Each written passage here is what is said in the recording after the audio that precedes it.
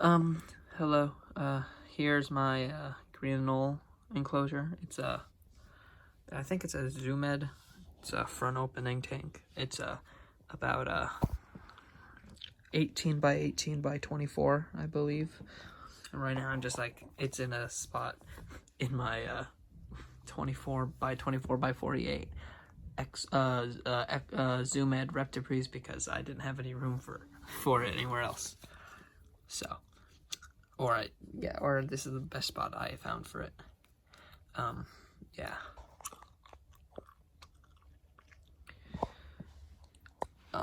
This one, I mean, I don't have names for them really, but I do. Well, that's my male green anole. Usually he's green, but currently he's brown. That's the tail of my female brown anole, and in there, that's the tail of my female green anole. I only have 3 right now, but I'm planning on getting 2 more, but only 2 more because that's the max my enclosure size could hold. That's around 4 to 5. So yeah, my male is probably around 6 to 7 inches, but their max size is usually 4 to 8. He's fully grown, and so is my other female green anole. She is about like 4 to 5 inches, and the female brown anole is like around 4 inches. So they're all fully grown. Yeah. In captivity, they can live about 3 to 6 years. In the wild, they usually don't live past 3, though. I guess predators, disease, parasites, I don't know. In captivity, they're less exposed to that, so they can live a little bit longer, like 6 years, as I said. They can live up to 6 years. Sometimes they don't, though. My hot spot is right there. It's about in the mid 90s is their temperature for the hot spot. Yeah, and I use I don't know exactly what the bulb is called, but it's a heat bulb that I bought from a pet store. That was weird. Oh, it just jumped down. I also use a Reptisun 5.0 UVB bulb in that right there, because they do require UVB. My substrate for them is whatever those are called. There's a drainage layer, and then I have Eco Earth right here, and then sphagnum moss like that, and then leaf litter on top. I also have isopods in here, and somehow some soil mites got in, but that's what I think they are. That's what they look like. So I'm gonna leave them until I have I read that they are not harmful to reptiles, and they're actually beneficial like springtails. So until I see a reason to have to remove them, I'm gonna leave them.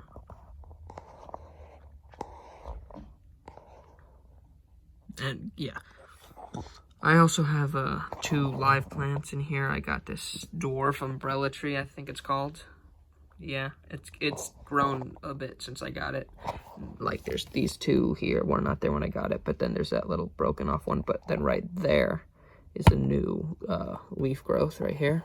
I also have this I think it's called a golden pothos or something. It's a vining plant, so there's the longest branch vine thing, and then there's the second. I might try to cut it so I can put it in other tanks, but for now this is what I have. I have already mentioned what I use for substrate, but other substrates, you don't need the isopods or and you don't need the leaves in the sphagnum moss. Eco Earth works fine. Paper towel also works. I used to use paper towel. Yeah. I feed mine mostly crickets, but from time to time I use mealworms.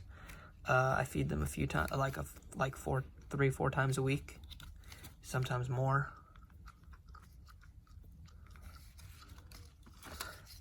Yeah, and they also require fairly high humidity. So I mist their tank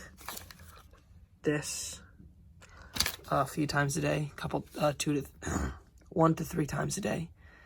And when Yeah, and sometimes I'll use the little dripper. It just drops water droplets on this plant.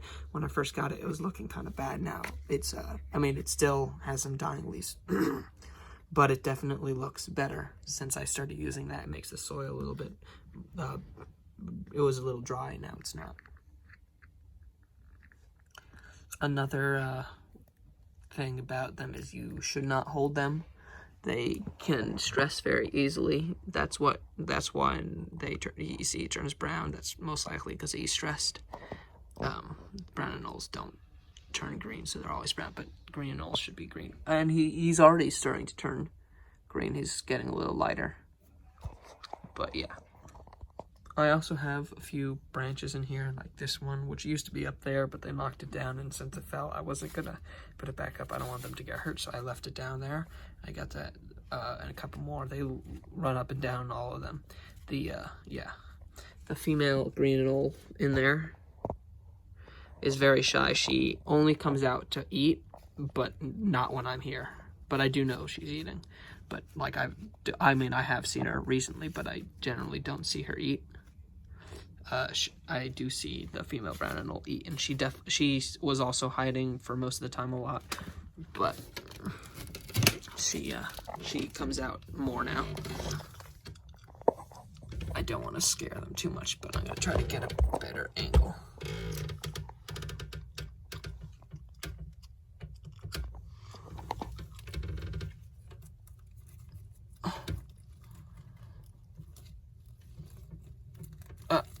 There she is. Oh, she ran. They're both there now. Yeah, lighting's terrible.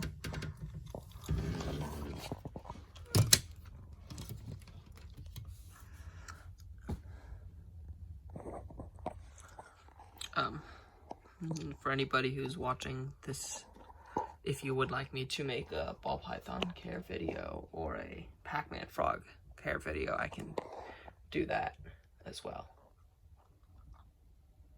So, yeah.